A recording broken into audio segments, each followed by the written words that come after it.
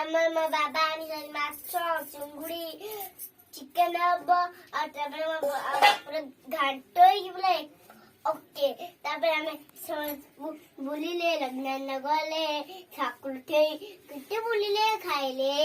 ଆମେ ମଜା ମସ୍ତି କଲେ ଆଉ ତାପରେ କେତେଲା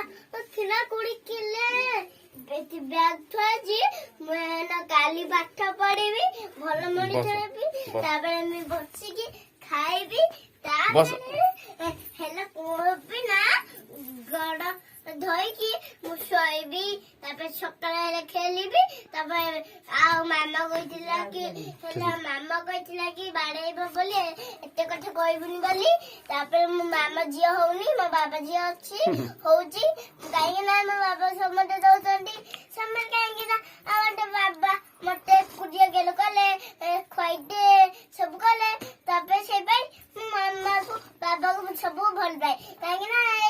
ସମସ୍ତେ ଖାଉଛନ୍ତି ମୁଁ ଦେଖୁଛି ତାପରେ ବାବା କ୍ଷୀରି ଖାଉଥିଲେ ମୁଁ ଦେଖୁଥିଲି ବାବା ତାପରେ ମଲିଂ କରୁଛନ୍ତି ତାପରେ କେତେ ସାରା କଣ କରୁଛନ୍ତି କିଣା କିଣି କରୁଛନ୍ତି ଆଉ ଠାକୁର ଥାଇ ମୁଁ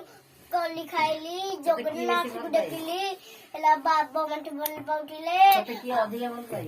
ବୋଉ ଭଲ ପାଉଥିଲା ବାବା ଭଲ ପାଉଥିଲା କେତେ ସାରା ମତେ ଭଲ ପାଉଥିଲେ ତାପରେ ଜୟ ଜଗନ୍ନାଥ ତା କହିବିନି ମୋ ମୁଣ୍ଡ ଠିକ ହବନି ବାଏ ଦାଦା।